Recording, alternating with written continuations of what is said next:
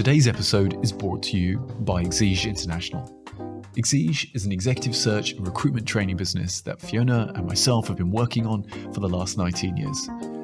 We provide technology and innovation-focused executives to the insurance and wider financial services sector, with a focus on the UK and Swiss markets. If you have a search or you'd like to discuss improving your recruitment and interviewing process, please visit our website, Exige International. Exige is spelled E-X-I-G-E. And tell the team William sent you.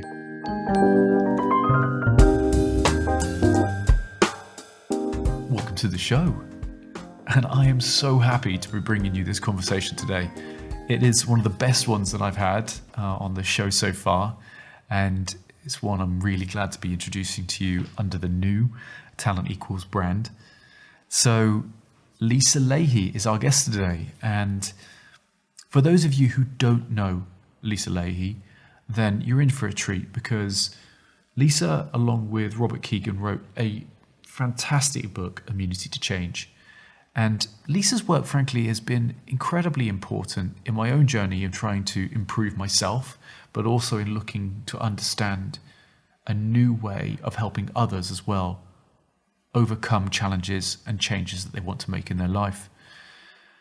Lisa's co-author, Robert Kegan, is, well, frankly, pretty famous in the field of adult development. He created this model, this 5 stages of mental complexity, and Robert has been responsible for really changing the way that we view what is possible with later stage adult development. Lisa comes on the show today really to help us just get to grips a bit with some of the fundamental theories that are inside immunity to change. But I want to pick out one main theme, and that's going to be the title for the show, which is adaptive versus technical challenges. Now, the reason I've chosen that title is because it's actually one of the mental models of the immunity to change method that really helped me reframe many of the challenges I've faced. And it's really given me a new understanding of why I've been successful, or why I'm still not successful with some of those challenges that I'm looking to change. So it is a interesting area which I hope will be uncovered a bit further through the course of the conversation. But I wanted just to pick that one out for you as well, because I think if you dive into immunity to change, I think it's a really valuable place to pause for a moment and think on. I will say that we do cover quite a bit of ground, and at points we, right at the end, discuss a bit about felt emotions and the sort of the memory of felt emotions. And at the time, I didn't really have any reference points on which to ask meaningful questions of Lisa, and we were sort of running out of time. But I think on reflection, and as I've dived a bit deeper into the area, I realised actually it's quite an important theme, quite an important topic, probably for us to understand about how the emotions of our life and our situations sit with us, and how important they can be to overcome if we're to actually change and grow. Now, that may sound a little bit new age, frankly, but I think there's actually a lot of value and a lot of truth there in that. But maybe that will be for another day. And I do hope Lisa will come back on the show because, well, frankly, she's been a fantastic guest, and I love the way that she describes her work. So I think that's enough. I would hope you enjoy this conversation as much as I did. And so without further ado, I give you Lisa Lahey. Hello, Lisa Lahey. It's a real honour to have you here on the podcast. Thank you very much for joining us. My pleasure, William. Really lovely to be here with you. Wonderful. So anyone who has been near adult education and development will most likely have cited your name and long-standing collaborator, Robert Kegan. But for those out there who don't know you, Lisa, maybe I'll give you a brief introduction. So you're the Associate Director of Change Leadership Group at the Harvard Graduate School of Education and a lecturer in education. You're a co-founder and Chief Knowledge Officer at the Developmental Edge. You're co-author on 5 books, for the one at my last counting. You live in Essex, Massachusetts, Newly. That is right. And with your husband and 2 sons, I believe, as well.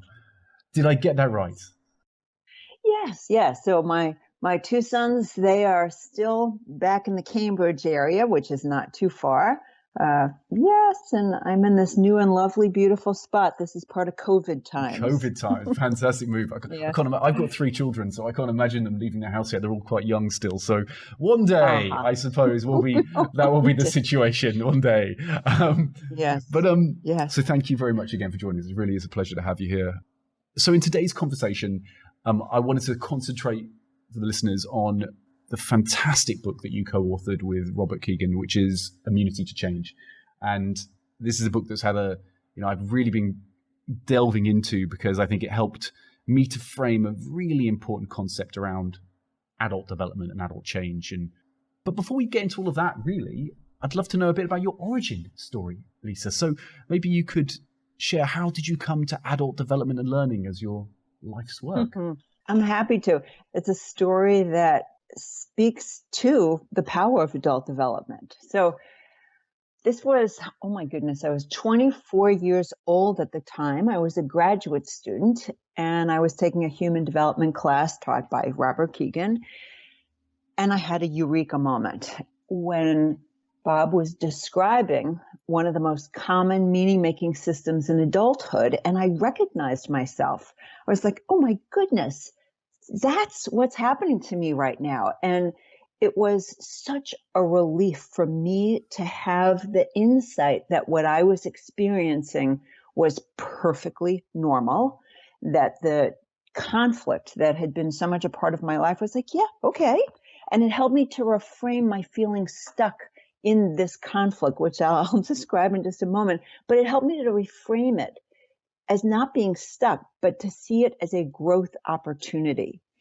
And what it also did was provided a roadmap for me so I could see where I was and I could see where I could journey to. And the kind of backdrop at this moment in my life was I had just recently gotten married, and I grew up in New York, Jewish, and the man that I married, Bill, grew up in Ohio, and he's Catholic. Now, this is all good. It's fantastic. It all turns out well. Bill and I just celebrated our 40th wedding anniversary. Congratulations. This time, so it's all good. But what happened was my parents were not exactly keen on Bill. You know, they did not understand Midwest. Where is the Midwest? And the religion difference was very kind of hard for them. And I knew Bill knew that they weren't really keen on him. But the moment where my conflict of how do I be both a good daughter and a good spouse came out most sharply, just the tension between those two, was when my parents would invite me and Bill to dinner. And what I felt was very caught, because I knew that the good thing to do if I was going to be that good daughter was to say, of course. But the other part of me who wanted to be a good wife knew that was not a very good thing to do, because Bill would be really uncomfortable. And I felt stuck in that place with no way to resolve. What do I decide here? Because I wanted each person to be happy. And what I came to understand at that moment when I was sitting in class is, oh, yes, I see there is no self that is anchored in what it is that I need from myself and what would make me feel most living in my own vision of my personhood. I was caught around wanting to meet other people's expectations of me. And having that insight really opened things up for me. And I would say it became a pivotal moment where I began to dedicate myself to my own journey of development and got very engaged then in how do I have a role in helping to create the conditions in organizations and wherever I was going to work to help adults grow. That's how it all began. So I hear in that origin story, there was a deep personal experience of being caught between 2 versions of yourself, and that you wanting to have in some way be faithful to those 2 versions of yourself. But was it recognizing that that was just a concept, and that actually then integrating that into a single person, that was a change. That was an evolution of you, was where that, Absolutely. and there's a possibility there. Yes. And, if we spend a little bit of time talking about what developmental theory helps to highlight, one of the very common places of adult development, what Kegan calls the socialized mind, is a place where our sense of well-being is very connected to making other people happy and meeting their expectations. And we have not yet developed our own expectations for ourselves. That comes at a later point in development. So there actually is no self that is mediating how do I actually hold two different sets of expectations that are in tension and conflict with one another. So that's like the golden moment of recognizing, oh, wait a second, there we have it. This is my life. And that's going from the socialized mind to this self-authoring mind. Yes. And then the next stage would be this self-transforming mind, right? This is the Yes, that's right. So I've just introduced one of the main themes that you have, one of the main themes you have in the book, which is these 3 plateaus in adult mental complexity. And I would encourage any of the listeners actually to go out and get the book, and it's in there. But maybe this is actually the moment we can come back to that, if we may, because I'd like to sort of set the context for our conversation. And why is being able to change our behavior so important now in the 21st century? I suppose it always has been, but why now in the 21st century do you think it's so important? Well, I think you're right. It has been for, I don't even know where to put it in the timeline, but I think the increasing complexity of the 21st century means that we do need to be able to hold greater complexity. And from an adult development perspective, that is a very evolved state of being. And behaviorally, the implication of that is that we are able to actually take other people's perspectives. And when you think about certainly the conflict that we're experiencing here in the United States right now about the kind of the Republican, the Democratic way of thinking about governing and so on, it is very expressive of people being in more reified relationships to their own belief systems. And that mires people in a pretty stuck place because it's very difficult to let go of and make room for a different perspective so that you can see what it looks like from another point of view. And because we are global at this point in the 21st century, we need to really understand that when we make a decision as a nation state, for example, it is impacting other parts of the world. And to go ahead and make decisions without an awareness or taking into account others is fundamentally, I believe, what is driving all these very big, massive, messy challenges that we have, like global warming. So you could say, and this is more of a dire way of casting it, that it is essential that we change our behaviors at this point because we are on a course towards basically kind of like self-implosion in the world when you think about it just in terms of global warming. Mm. Well, global warming is a theme close to my own heart. I wonder what you think about technology in the 21st century, because you work with a lot of organizations, and have you seen specifically the way that the world is right now with the advent of technology and these exponential organizations, these new technologies are forcing change so quickly? Is that something you've observed? Is that actually a thing, that type of level of change and accelerated change, or are we on a normal continuum that we've seen for 20 years? I end up working in organizations that are facing into and acknowledging the challenges of their being able to change so rapidly. So I end up seeing more of where's the struggle happening. And what differentiates those that are able to pivot quickly and those that are challenged to, I think it's not a straightforward kind of a formula. And, it isn't just about size, for example, which people might think, oh, it's just much easier to, if you're a small company, to be able to pivot quickly. My own take, but this is not from a research perspective, is that much has to do with the capacity of the leaders in these changing organizations to see that there is an opportunity that needs to be gone for. If you think about the innovator's dilemma and Chris Christensen's work, there's so much energy that ends up going into maintaining the status quo and maintaining the status quo that is around the who we know ourselves as an organization to be.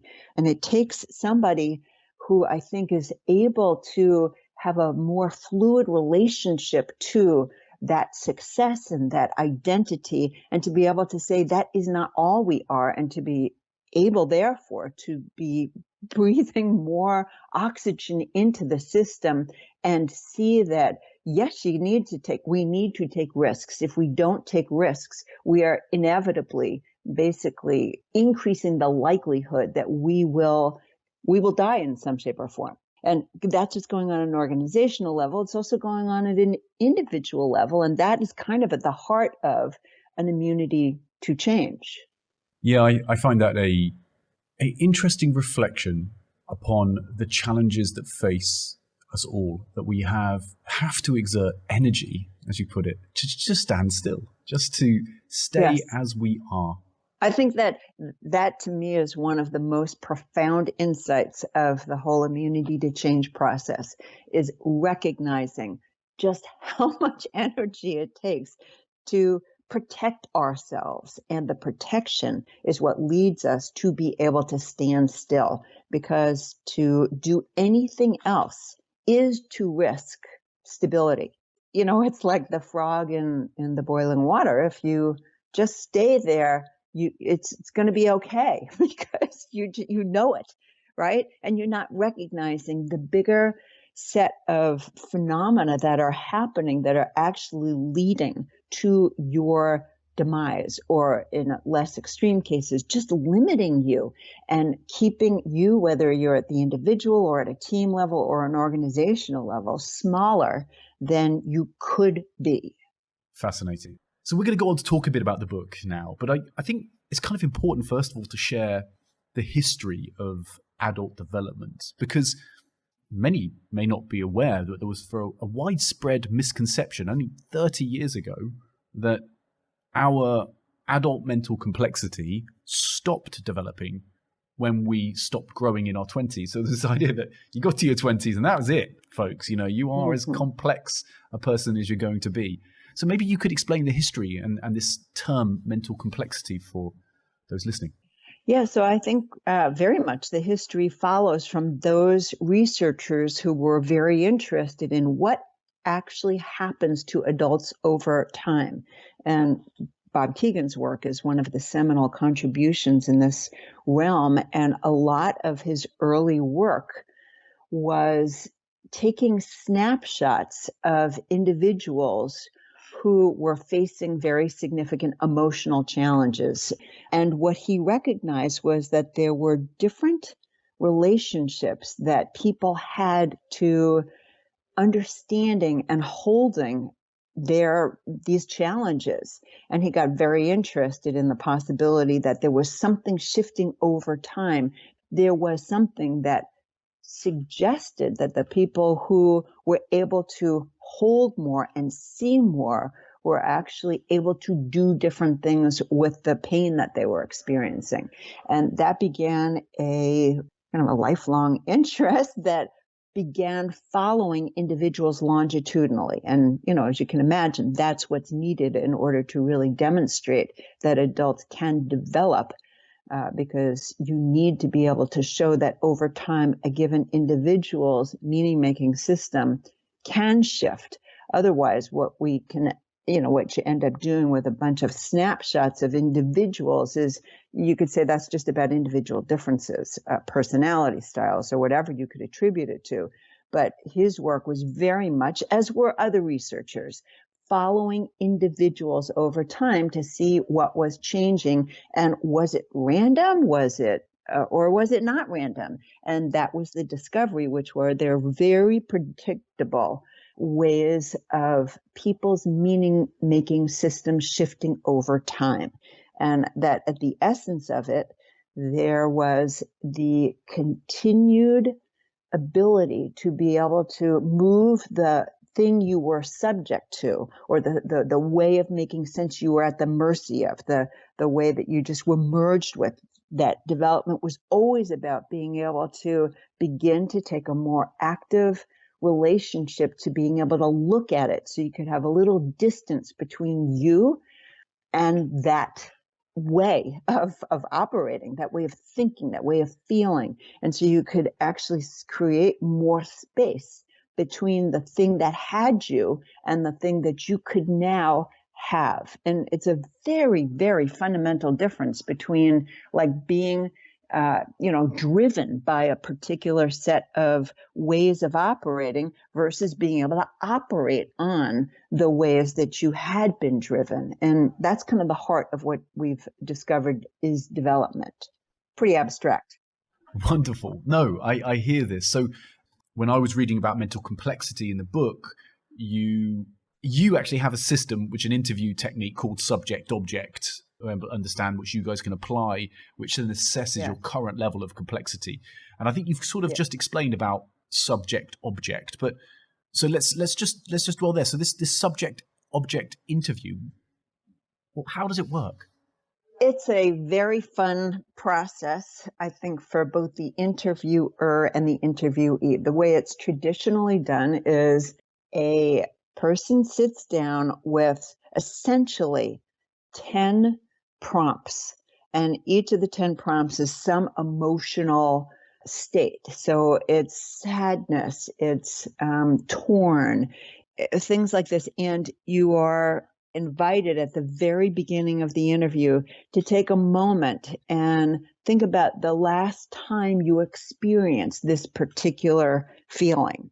So it's a wonderful inventory of just taking stock of when and where have I felt this particular thing, and you just jot these experiences down. And then the interview begins when you are invited to choose whichever card speaks the most to you right now. And there begins the process of an hour-long interview. It's a very intimate exploration where the interviewer asks you as the interviewee about your experience and the ways you make sense of the particular episode that you are choosing to reflect on. So if I, for example, use what I shared with you as we began our time today of this moment when I felt torn between wanting to be a good wife and wanting to be a good child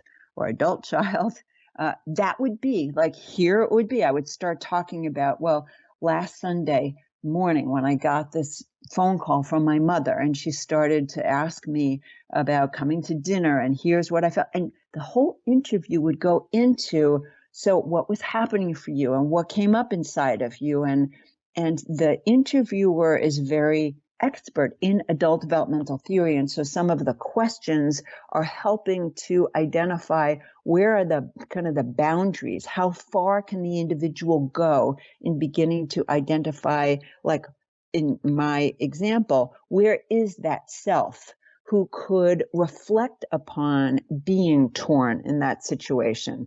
And in my particular situation, the reason why I had that eureka, that moment, was because it was enough of a little bit of me that could see and step up on like the balcony and say, wow, I see why I'm caught here. And the theory helped me to see that.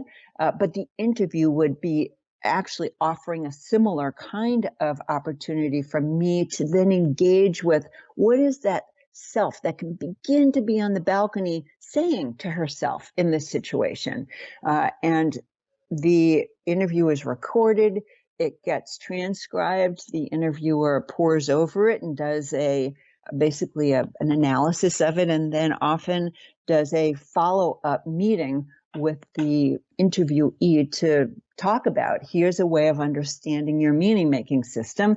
And that debrief is also a very it clearly has an objective, which is to come to some shared understanding of where the person may be in development. But it's also like an opportunity to be testing out some things that maybe the interviewer realizes, if we had a little bit more data about this, we could kind of know more one way or another about your development. So that was how we began doing them.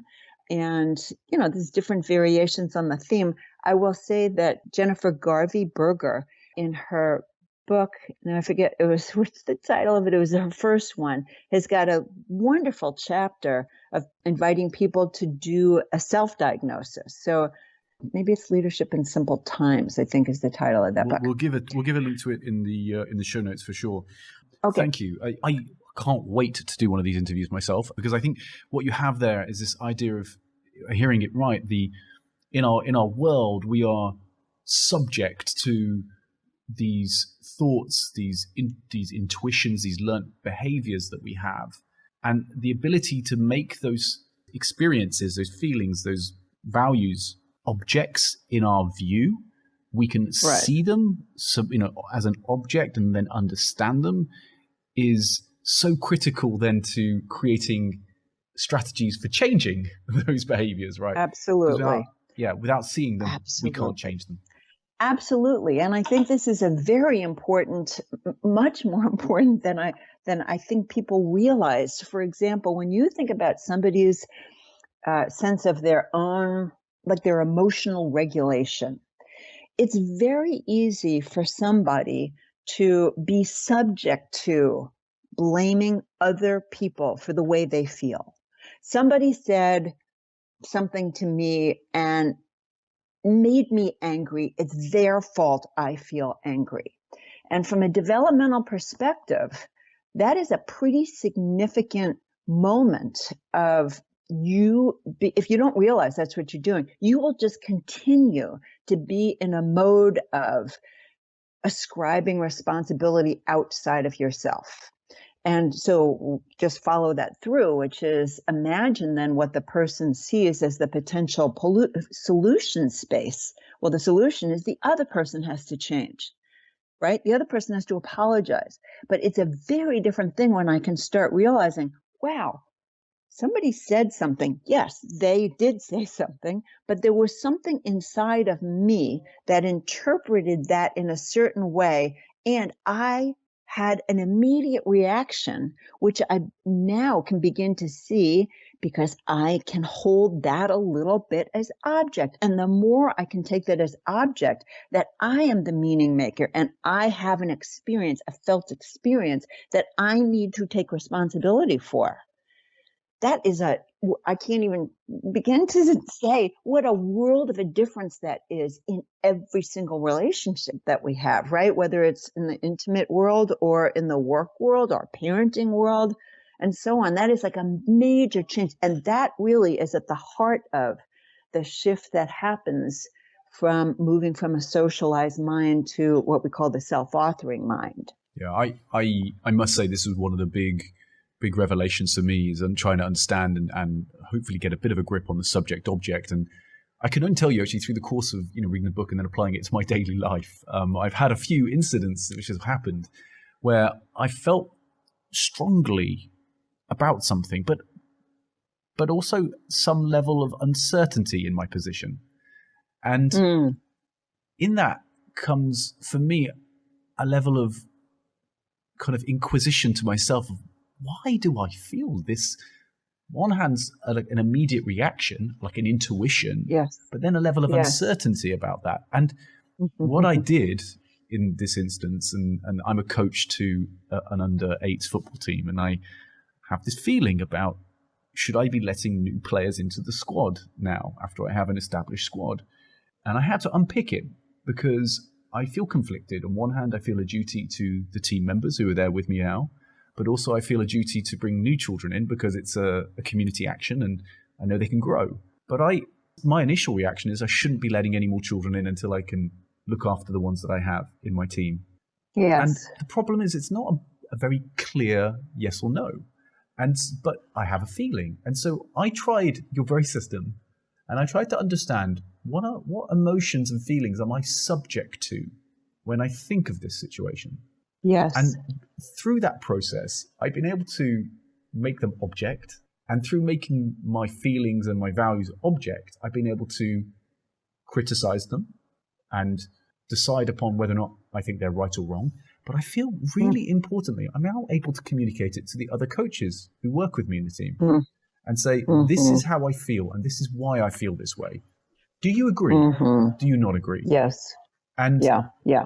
I found that to be a beautiful way of dealing with otherwise something that I may just have to act on and be somewhat bloody-minded about, and that is it. And I think maybe that's just a sort of a small example, but you can imagine how that sort of is extrapolated into day-to-day life. And does that make how do you feel about that reflection I made? What do you think? Absolutely. No, I think that there's so much in what you're saying, starting with the attentiveness to your being aware you had this very strong feeling. And I think that curiosity of, gee, what's happening for me right now? Why am I feeling what I'm feeling itself is a developmental triumph, because you're not just taking it as a given that I feel this way and just carry on out of the feeling and having some kind of like reactive decision that therefore gets made. You're able to be in a much more active relationship to it, slow it down, see what is it really about here? What's going on? And in the process of that, you're able to be more like, maybe it doesn't have to actually be that way. And that process that you're engaged in begins to allow you to reform how you are thinking and feeling. And you could be asking, yourself, where does that should come from? Can I unpack that should? Because should is a really big word. And I think we do learn over time doing this developmental work that there are some richer kind of arenas in which to be slowing down. You can't slow everything down, but when to slow things down. And I think a dilemma is always a great thing to pause around. What is actually happening here? And to give yourself the opportunity to do exactly what you did. And one of the things that I think is beautiful in the what you just shared is you then went on to be able to be explicit with other people about where you were coming from, why you were saying what you were saying. And in the process, you shared your kind of the inners, so to speak. And that gives them an opportunity to be much more with you and how you're putting the pieces together, because you shared the pieces. You didn't just share the conclusion. We're going to do this, period, full stop. So that allows you in this example to be much more collaborative with other people than if you were just going to be pronouncing, look, I've settled this all within myself here. And I'm going to tell everybody, here's the path that we're taking, and just, suck it up, basically. Yeah. Well, thank you, by the way, because that directly came from reading the book. So I must say that was a great impact on myself. The world of under-8 football will be that much more harmonious as a result. Wow, who could have thought? So, hey, harmony anywhere is a good thing these days. Absolutely, and those little kids, they deserve it. So, you actually, so yes. Getting to the book, back to the books, we sort of explored the sort of subject-object component, but you introduce early on in the book the thinking from Ronald Heifetz, I think if I pronounce it right, yes. which was helped me to rethink the challenges sort of I wish to overcome through this idea of technical versus adaptive challenges. And yes, I found this fascinating. So it's so important. So maybe you can tell us, what is a technical versus adaptive challenge? Right. So the first thing that I would say is that I think this quote, I'm going to share a quote. And it goes like this. The single biggest failure of leadership is to treat adaptive challenges like technical problems. And when I describe what the difference is between these, I think it will make clear why that is such an important distinction to kind of clean up for ourselves. So adaptive challenges have much more to do with our mindsets. They have to do with what's going on inside of us. And technical challenges are the things that you can actually solve by bringing in an expert, they're solvable. And I want to be absolutely clear in talking about these two things right now, which is that they are both important. And I don't want to end up having kind of listeners think about this is kind of one is better and the other is not better. The problem is that we are mostly orienting towards how to solve problems from this more technical position because we know how to do things, and it keeps us in our comfort zone. And it keeps us in our comfort zone not only because we know, I can employ this particular tool here, but it also gives us a sense of efficacy, like I'm doing something. There's something I could do here. Different from the adaptive part of a challenge is going to take much more time. It's going to be much more, you have to change your heart and your mind about things. So if you tune into the more adaptive part, it means basically having a different kind of a conversation. And you have to face into, there are strong feelings that are involved. Giving a work example here, which is one of the most common leadership challenges that we often hear about is the challenge of giving candid feedback to people. And we know that there are lots of different kind of technical ways people learn how to give feedback. And I think the Cambridge Leadership Group here in the United States or in North Carolina, they do a fantastic job of packaging this way of approaching giving feedback. And it's called SBI, Situation, Behavior, Impact. And it's a wonderful structure to help somebody think about how they are going to give feedback. Here's the situation. In last week's meeting, behavior, you were on your phone. It looked like texting while I was talking. And the impact on me was I felt like dismissed and you were not valuing my contributions. Okay, great, right? Very clear. Now, that's something somebody could learn technically to do. But the question is, can the person actually make use of that tool? And that is going to actually depend on the person's own inner landscape. And when I say the inner landscape here, I want to be kind of bringing up for people this whole idea of mental complexity, because if I'm at that place in my own development where I am subject to people's expectations from me and making them happy, it's going to be very hard for me to use that tool because I am afraid that by saying to somebody that the impact was I felt hurt and not seen and not valued, I worry I'm going to damage the relationship. So I'm not going to do it, right? So that's the really good example of I need to be more kind of able to see and have a relationship to that part of me that may worry I will be damaging relationships and I will be damaging my own well-being if I give this feedback. And so right now I see the trade-off I'm making is don't give the feedback, stay safe.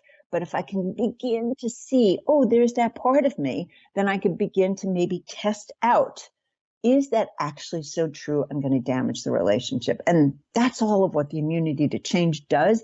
It helps surface what is the adaptive nature of the challenge that you are necessarily going to experience as you take on this next particular improvement goal that is going to make you the bigger, better version of yourself you want to get to. Fantastic. I think this does, there's a real lot of hope in this idea that we can be better than what we are right now. And I think also that's why I love this work, because it brings a real joy and an opportunity for growth. And I think with the joy and opportunity comes, just real fulfillment and satisfaction in life. Yes, yes. And I just want to say, I absolutely agree with you about the infusion of hope. And I also want to say that development is hard and it can be painful. And that's, I think, a phenomenon we really have to respect, that there is an energy system within us. And this is the immune system that it's an unconscious decision, prefer to know things as they are and maintain the status quo than to take the risk of developing, because you don't know that the development is actually going to be any better. Truly, you don't. And what you know is, and what you're most tuned into, is the risk and the loss. And that makes me just want to underscore, it can be painful to develop. And when we were earlier talking about these 3 plateaus in adult development, the reality is that the majority of people are more in transition than they are even in the plateau.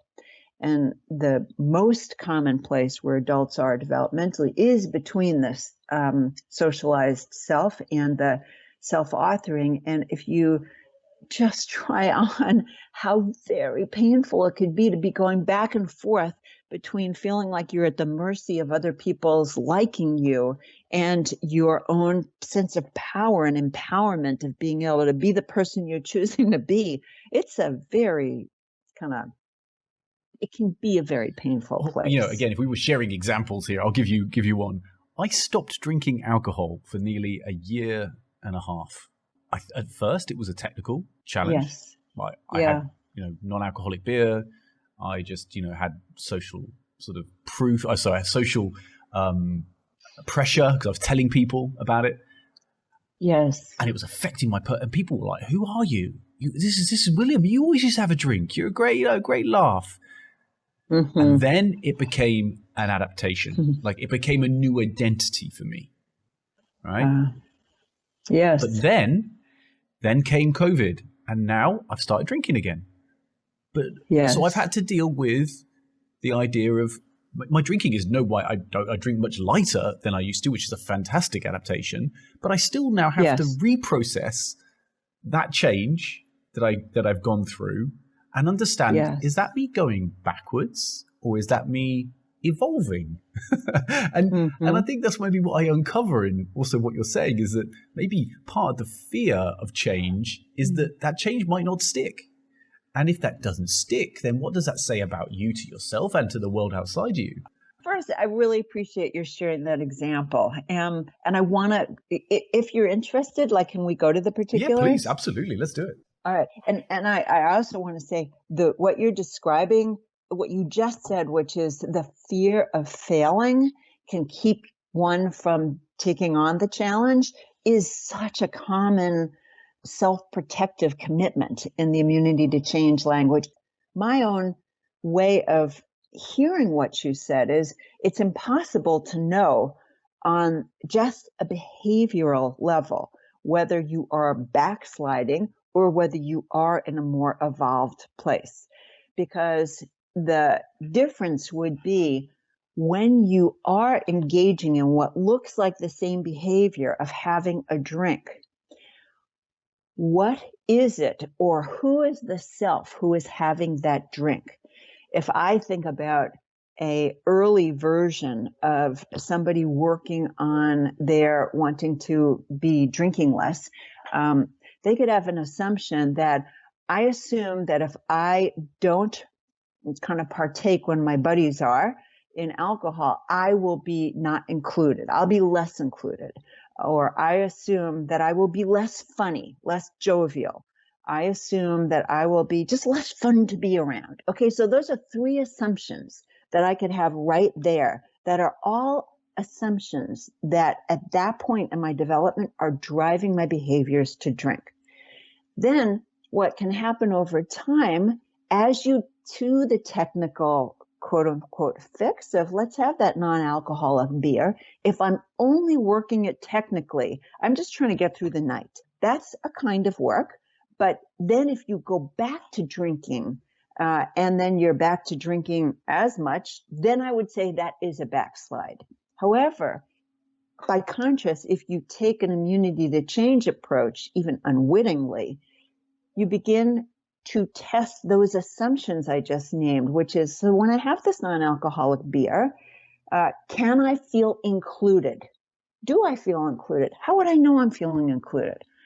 I like go inside myself. I'm feeling connected to people, or I'm not feeling connected to people. And that's what begins to change your mind and your assumption, your belief system about what the role of alcohol is in your life. Just using this illustratively. Or do I find myself being able to be at ease and still be funny? Well, it's probably the case that, to begin with, there's a lot of self-consciousness, and there's a lot of like, can I actually say something clever here? But over time, as you stay with the new behavior and paying attention to the inner experience, I feel relaxed. I feel like, yes, I want to be with people, and I'm getting joy out of being more connected to what they're saying and what I'm feeling.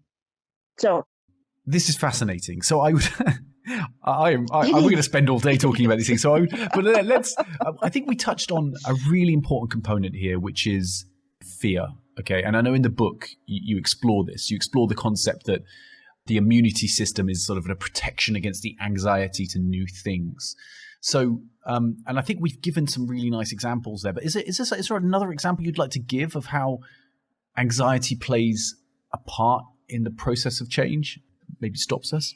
Sure. So the example I want to give comes from a piece of research and practice that colleagues and I were engaged in with a very large international law firm. And these were senior partners who wanted very much to take on the work of being a better, welcoming place for bringing associates in and keeping the associates, or helping them to develop, because there was a lot of churn.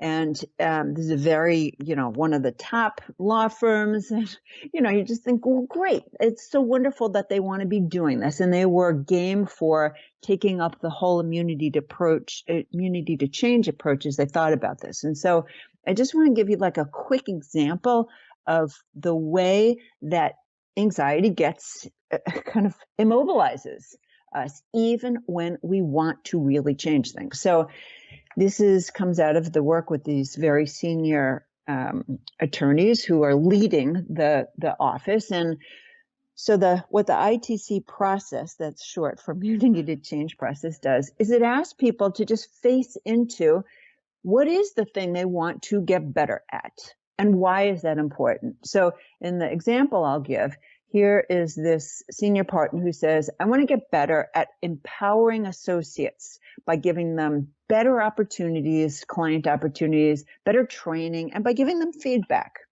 And the reason that is important was for this particular person, but very much for the firm, which is we really want to be the go-to place. We want our reputation to be, this is a good place for associates to come. And we can see from a business perspective that makes sense. And we know from a humanity perspective that makes sense. And this was really important to this person. Okay. Then the next step in the process is to go to your behaviors, as we were talking about. And the question is, what are the things you do currently that work against that important goal you just named? And so what we have this particular partner saying is, I quickly write off associates and decide who's worth investing in. Also, I don't give people second chances, and I don't give people feedback. Okay, then this is exactly the point in the exercise where it's very easy to go into all right, I'm going to have a technical solution here. And the way that technical solution is going to work is I am going to, basically create a bit of a spreadsheet for myself. And I'm going to make sure that I really hold myself to a different standard around giving everybody a second chance. So I'm going to keep track of that, or I'm going to make sure I have 15-minute conversations with everybody and give them that feedback, right? And what I said to you before is, if it is a technical problem, go for it. Go use a technical solution. But if those don't work because they're not sticking enough, then you have to take that next step, which is to try to understand. And this is why the immunity to change approach really does help us understand the adaptive nature, is what is going on behind those behaviors. And this is where the anxiety management system comes into play. So you ask people to think about, what is the worry or fear you have if you were to imagine doing the opposite of those things? So what would happen if you didn't quickly write people off, or you gave people second chances, you gave people feedback? And for this particular person, it came down to a set of commitments to being right, to being, to feeling good about calling the winners, to not losing his status as a top firm rainmaker. And you could see just in that moment, like even that last one, it's so powerful. I don't want to lose my status as a top firm rainmaker. If I were to actually begin to change my behaviors, my worries are I would begin kind of screwing up or gumming up my own way of doing all that I know how to do here well. I could be mucking up my whole equation for how to be that top rainmaker, right? Yeah, absolutely. So I don't want to do that. I have a lot at stake, not just financially, but emotionally. What is the meaning somebody gets out of being the top rainmaker, about being the person who calls the winner? So that is just in a nutshell. If we could recognize that we have anxieties that are about losing that sense of self, in this case, that person who could be the top rainmaker, who could be like this really special person in the firm, right? So there's a lot invested in that. Once you see that, because I don't want to leave it just at the anxiety, because I want us to recognize that a lot of those anxieties are driven by unconscious beliefs we hold, beliefs that often were formed many, many years ago and that we keep drawing on over and over again. And so they become reified. And those are the things that keep us limited. So, in this particular case, there are a whole bunch of assumptions that this person came to see, but ultimately it was like, my value here depends on producing winners. And producing winners, like what the person began to recognize is, oh my God, that's why I end up just going right to the people who I know can be winners, and then recognizing all the people I see are winners are all the people who look just like me. And is it possible that my value here could actually depend on expanding who those winners look like? And I can see I actually have a hand in helping those people come along. And that's what the immunity to change approach does, which is to try and shine a light on what could you experiment with doing differently, behaviorally, so that you could begin to test whether your limiting belief system could be more expansive and include a bigger reality. And that's kind of the heart of why the immunity to change process helps you be able to address the adaptive challenges, not just kind of see them. Because there's the diagnostic part, which is very important, but that's more at an insight level. The really important part is the testing of the big assumptions and seeing that the world does not necessarily operate 100% of the times all the ways that your unconscious belief system has you believe. Brilliant example. I can see how going back to the subject-object component, how it may amaze people when they must do this third column. And I'm writing my own immunity to change lecture myself, by the way. You do this, and it's very difficult on your own. I'll also say, it's very difficult. Yeah.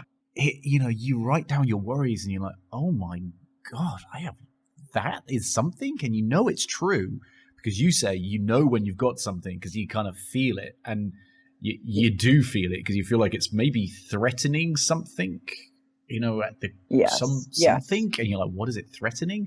And you see in that example that my value is picking winners, and that value, my value And when we start questioning our value, that's a dangerous place to be, isn't it? And you said it about this equation. I figured something out, which has got me to this maybe a £1 million salary. If I mess with my mojo, I may mess with my salary and my value and my status. And wow, how that crumbles so very quickly. And why would I do that? Exactly. Right? Yeah. Yes, I want to empower associates, but wow, that's a lot to give up. Exactly. There's a lot to give up there. That's a beautiful example. Right. So if I can summarize where we got, so let's do a bit of a summary if I can. So we recognize change is very key to professional success in the 21st century. For all the reasons we've just highlighted, we live in a very complex world with ever-changing environments and technologies and society and connections of information. And that as adults, we can change, as you've outlined, our mental complexity. It is possible for us to evolve, which is fantastic news. But to do this, we have to evolve our mental frameworks and develop new, more complex way of dealing with the world. Yes. So what I would say is a slight amendment to what you're saying at the end there, which is what you're describing is what development is, which is the greater complexity. But how do I actually develop? Because yes, adults can develop, but it is not a given. And this is what takes us to what kind of an environment or context is required in order to incubate development. We haven't really talked that much about that. But let's is a very important combination of you need to have support and you need to have challenge. And we see that the immunity to change approach itself can highlight the challenge you experience. But if you are doing this like in a context where your environment says, yes, we support you learning. And yes, we support that everybody has got a developmental edge. And we want to really encourage everybody to do that. And to shift a little bit to the most recent work that we've written about in our deliberately developmental book, And Everyone Culture, those cultures actually are requiring everybody to develop. Like you can't be a part of them and stay if you are not signing up to actually be open yourself to being developed, to your ongoing development, and to being a resource to your fellow others around you, the everyone around you, to their development. So it's a very, I just want to underscore, it's not an automatic sort of thing, because we can keep finding ourselves in environments where our meaning-making system just gets reified and that's how it is. Yeah, I that's actually a really, really important point to correct me on, because I actually find, and I think it was actually Josh Waitzkin, who's an interesting thinker on learning, and said that a lot of coaches are very high on support, but quite low on challenge. And it's very important actually to be kind of both. Is you've got to be able to support the people you're coaching, but you've also got to be able to challenge them to change. And maybe there's a sort of kernel in what you said there about this, you've got to have a supportive environment, but also a challenging environment. Because otherwise, you're right, maybe there's going to be no tension in needing to grow, needing to push forward. Right. Otherwise, if it's all support and no challenge, it's like a nice warm bath. It feels good. It's very relaxing. But there you have it. Yeah. Who wants to get out of a nice warm bath? Yeah, who wants to? Yeah, absolutely. Absolutely. I completely understand that. Wonderful. And I think at the heart of this, I also hear from you, though, that feedback is very important, because feedback helps you fill in a lot of the columns of the system you've just outlined. And in organizations, being in a feedback culture where you can absorb that as a challenge to who you are and what you're doing, where you are, but in a positive way, and then transpose that into a new level of mental complexity, a new type of self-authoring. Yeah. I'm aware of time, so I just want to quickly summarize where we are. So when we meet these new challenges, though, we are going to experience fear, right? Fear we talked about. So we perceive new dangers, but we got to have courage, because courage is very important in then actually overcoming these change objectives, right? And I think you put it in the book that there is no significant change that really happens without courage. Maybe I paraphrase that correctly, I'm not sure. And then this leads us on to like your system, which is the immunity to change X-ray. You do this system which can help you uncover, and this goes into 4 points, right? So you have your visible commitments, to improving goal. So in the instance, it may be that, you want to change something. Then you have what you're doing or not doing that are stopping your column 1 commitments from happening. Then you have the third commitment, which is the hidden competing commitments. And these are our blind spots, which really make you feel uncomfortable when they're uncovered. These are sort of worry points. And you highlight those really well, like being the rainmaker and such with the partner. And then we have the fourth component, which is the big assumptions. And this is like the hard wiring that we're having, right? This is the way that we understand the world. Yes. And I think this was here where I heard from you that we are subject and influenced to these big assumptions often, and they act upon us without us knowing. But through your system, this X-ray system, these big assumptions then can become object to our understanding, and thus we can understand them and we can change them. And what I love about the things that you've done in this book, Lisa, and yourself and Robert, is given a system which anybody can use to uncover some quite uncomfortable thoughts, some uncomfortable systems. But within that, as I come back to it, there's such a beautiful opportunity to grow and develop and change. And so thank you for doing this. It's really fantastic. My pleasure. So sort of finishing up, has any of your thinking changed since you wrote the book? I would say yes. Probably better said, more additive.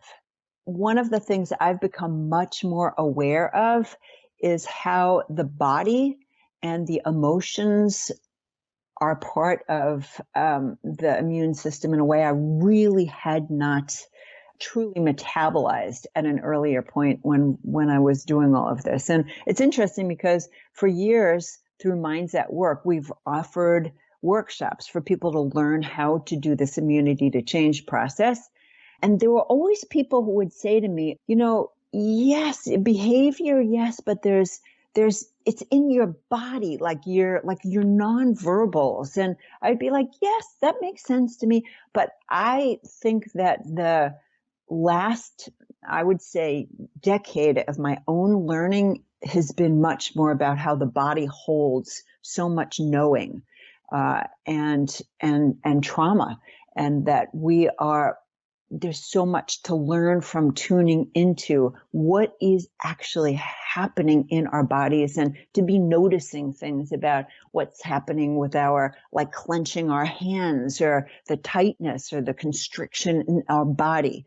So I'd say that's definitely one thing that I've become much more just intrigued by and open to, and exploring in myself and inviting others to as well as just the way that I've been more tuned into how, well, to use the word constricted, our environments tend to be around the welcoming of emotions, and how important emotional intelligence is to doing this sort of work.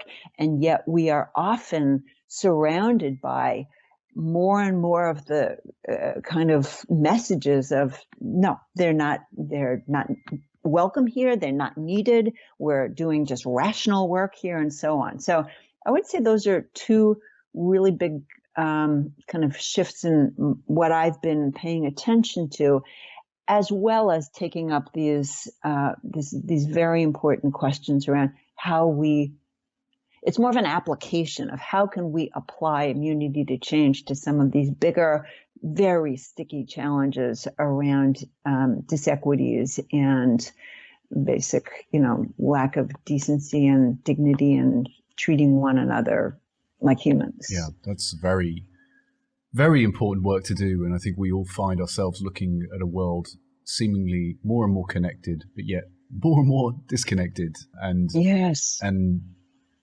disconnect on some ways which I hear in that from our emotions, you're right, but maybe becoming entrenched more and more in certain feelings and experiences, because we can become so trapped in echo chambers of certain thinking and ways of being. And you're right, the more that, and I hope that people can see what's in here in this work, that we can take a step back and really just question how we see the world. Are we being kind enough to our neighbors? Are we being kind enough to someone who looks very different to me, who I don't understand, but that's okay. And I can spend a bit of time understanding them, because in that process, it doesn't just help them, but it also helps me. And maybe that's a place that people can get to. There's a recognition that you can be a bit selfish in being kind to other people. So are there books? I mean, one of my questions I would like to finish up with is, are there 3 books that have either influenced you or you're reading at the moment around the topics you've just highlighted? Because I'd love to know where you're going with this. Yeah, great. So, there's the must-reads with all of what's going on in the United States now, like How to Be an Anti-Racist, Kendi's book. But the stuff around like body work, it's just fascinating to me to see how that has gotten married to racialized trauma. So the book, My Grandmother's Hand, is a way of helping us to look at how our individual and collective nervous systems may be perpetuating systemic oppression. So that's one book. And then Mindful of Race is another one. Thinking about the feelings part of things, Marc Brackett's book, Permission to Feel, has been very, very helpful, as has been Reverend Dr. Cynthia Bourgeault. Wonderful. Lisa, that's absolutely fantastic. Thank you for sharing that and giving us your time today and all of the learnings and the great, fantastic work you've done. If people are trying to reach you or interested in working with you on change and getting their organization or themselves changed, is there a way that people can reach out? Are you, how would they find you? Absolutely. So they should contact mindsatwork.com, and that is the home of our immunity to change work. And the developmentaledge.com is the home of our deliberately developmental organization work. Wonderful.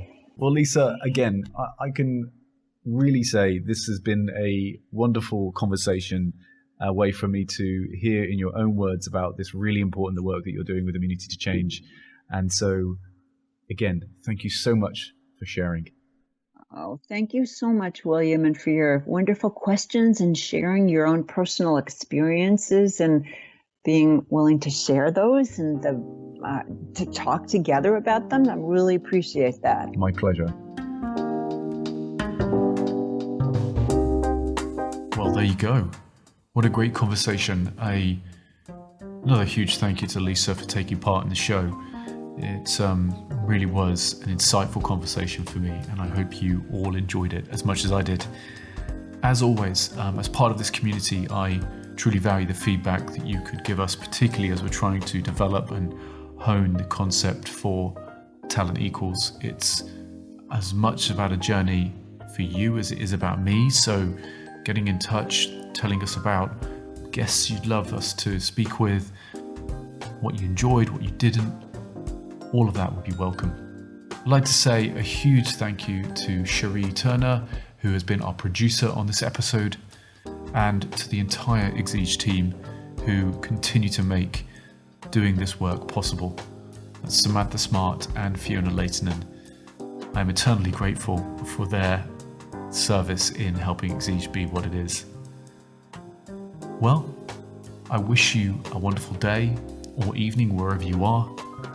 Be well, and join us next time on Talent Equals.